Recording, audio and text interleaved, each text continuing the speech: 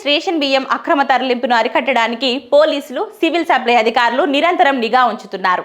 ముఖ్యంగా నాందేడ్ అకోలా 161 జాతీయ రహదారిపై నిఘా పెట్టారు.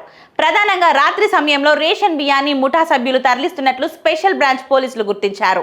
రేషన్ బియ్యాన్ని అక్రమంగా కొనుగోలు చేసి పాలిష్ చేసి అధిక ధరలకు మార్కెట్లో విక్రయించే ముఠాలపై చర్యలు తీసుకుంటున్నారు.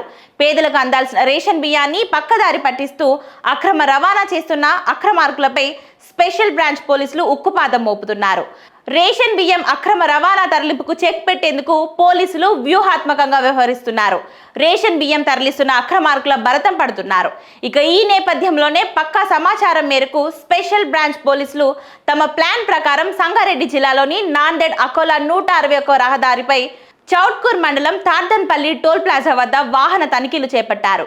ఈ క్రమంలోనే హైదరాబాద్ నుండి పీడీఎస్ బియ్యం లోడు వస్తున్న కంటైనర్ వాహనాన్ని గుర్తించి ఆపి తనిఖీలు నిర్వహించారు.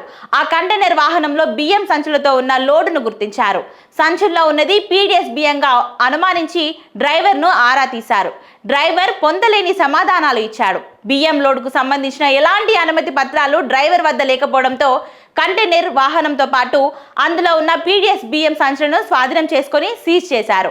అనంతరం కంటైనర్ వాహనాన్ని పులక్కల్ ఎస్ఐ విశ్వంజన్ కు హ్యాండ్ ఓవర్ చేశారు. కంటైనర్ వాహనంలో సుమారు 350 క్వింటాల రేషన్ బియ్యాన్ని హైదరాబాద్ నుండి రాయచూరుకు తరలిస్తున్నట్లు పోలీసులు విచారణలో తేలింది. ప్రస్తుతం కంటైనర్ డ్రైవర్ను పోలీసులు అదుపులోకి తీసుకున్నారు. ప్రస్తుతం కంటైనర్లో ఉన్న పీడీఎస్ బియ్యం సీజ్ చేసిన విషయాన్ని పులక్కల్ ఎస్ఐ విశ్వంజన్ జిల్లా సివిల్ సప్లై అధికారులకు సమాచారం అందించారు.